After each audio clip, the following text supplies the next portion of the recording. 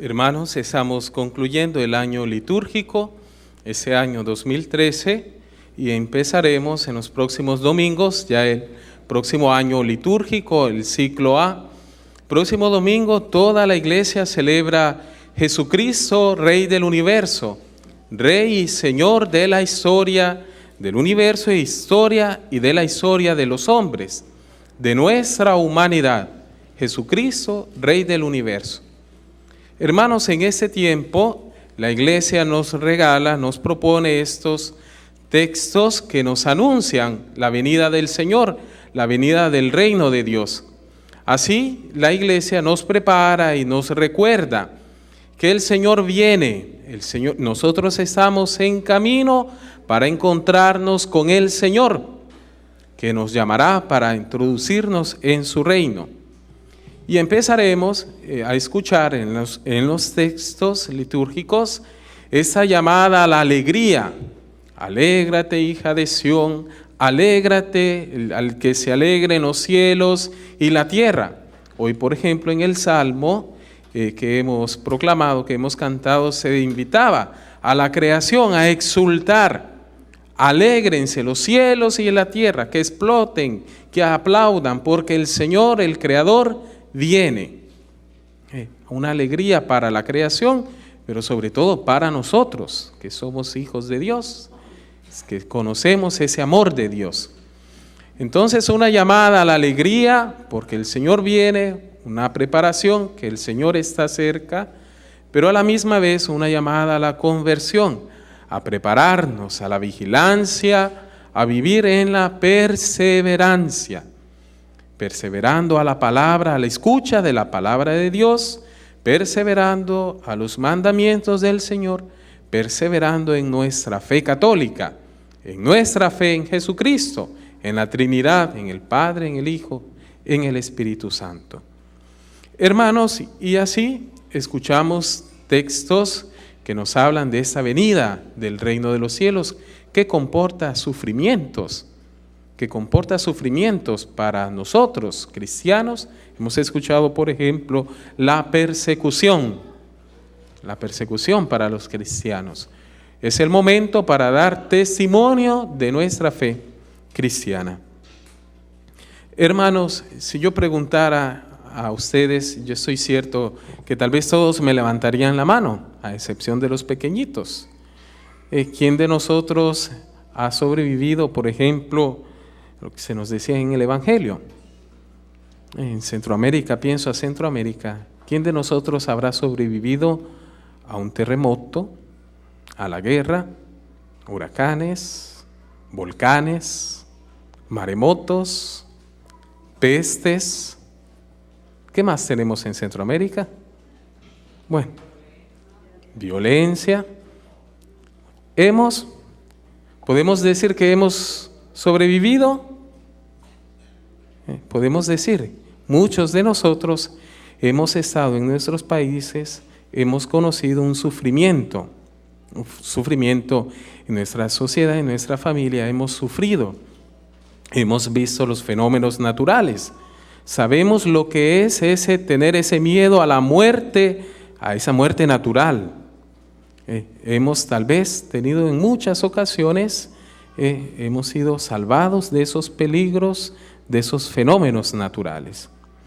Bien, hermanos, en la Escritura, en el Antiguo Testamento, se habla de los rescatados del Señor, de los pobres de Yahvé y de los rescatados del Señor. Aquel resto de Israel que no se ha contaminado con el culto extranjero. Aquel resto del pueblo de Israel que ha permanecido fiel a la ley del Señor. Aquel resto del pueblo de Israel que ama el templo, que amaba el culto al único Dios y que no renunció a su fe. Hay un resto en los textos litúrgicos y en los textos en el Antiguo Testamento encontramos continuamente: Dios ama a su pueblo. ¿De qué pueblo está hablando? Está hablando de ese pueblo que ha permanecido fiel a la ley del Señor. De ese resto, de ese pequeño pueblo, de esa heredad que sigue al Señor. Hoy hemos escuchado, hermanos, este evangelio. Unos versículos anteriores a este episodio nos dice que había una viuda, estaba una viuda dando su limosna en el templo y estaba Jesús contemplando a esa viuda. Y en esos versículos nos dice que empiezan a hablar de la belleza del templo, la belleza. Y hay una pregunta. Esta belleza del templo, esta maravilla del templo. Hermanos, recordemos, no habían muchos templos, había un solo templo para Israel en Jerusalén. No habían todas esas construcciones, por ejemplo, en Egipto, todas esas pirámides y templos paganos, no había. Era un único templo en Jerusalén. El pueblo amaba su templo, peregrinaba continuamente a llevar ofrendas al altar, a ofrendas, sacrificios hacia su templo. Era amado ese lugar. ¿Por qué? Porque en ese lugar se manifestaba la gloria de Dios. En ese lugar se pedía el perdón para todo el pueblo. En ese lugar se celebraba esa alianza de Dios con el pueblo. Y bien, Jesús hace una profecía. Jesús hace una profecía. No quedará piedra sobre piedra de este templo. Recordemos, hermanos, ya en los primeros capítulos de San Juan, el Señor dirá a una mujer, a una samaritana: llegarán los tiempos en que no sobre este monte Garizim, ni en otro monte, no aquí, no allá, sino el Señor buscará, desea adoradores en espíritu y en verdad. Ya no más esos pleitos políticos entre Samaria y Jerusalén por el templo, sino que el Señor desea un lugar, verdaderos adoradores en espíritu y en verdad. Y el Señor hace esa profecía: no quedará piedra sobre piedra. Y hemos escuchado esta pregunta: ¿cuándo va a suceder esto? Hay una pregunta también en nosotros. Hay una pregunta. También nosotros, hermanos, podemos vivir mucho en la fantasía, en la admiración. Podemos vivir en el engaño, pensando que lo que vemos tal vez es lo mejor para nuestra vida. Pues, por ejemplo, podemos pensar cuando vemos en la calle todas esas construcciones. Qué lindo y qué orgullosos nos sentimos cuando sabemos que, por ejemplo, en nuestra ciudad hay un gran edificio, o tenemos el mejor banco con los mejores intereses, y que nuestra cuenta tal vez está en ese banco que es el más famoso. Vivimos continuamente con una publicidad. Vivimos escuchando y viendo una publicidad de este mundo, que es en este mundo está nuestra vida y nuestra felicidad está en este mundo. Y se te presenta en la televisión o en la radio ese lugar que te promete seguridad, estabilidad económica, o te promete una estabilidad para tu salud, para tu vida familiar, o como soltero, o tal vez como matrimonio.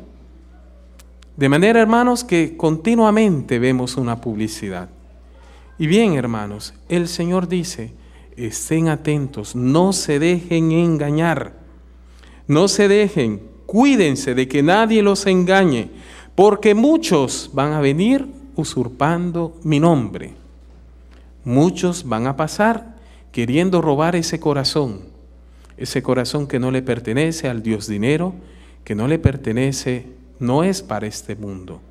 Nuestro corazón, hermanos, es un trono para Dios, un tabernáculo para la ley, para la palabra de Dios. Nuestro corazón es un tabernáculo para Jesucristo, para el cuerpo y la sangre del Señor que adoramos y que recibimos. Ya no es un tabernáculo material, sino nuestro cuerpo, nuestra vida. Continúa el Evangelio, hermanos, diciendo, nos dice el Señor que van a haber muchos fenómenos, van a haber muchos sufrimientos, pero a esos cristianos, a estos, el Señor les promete su ayuda, les promete su fuerza, les promete que Él les va a defender en esos momentos de tribulación.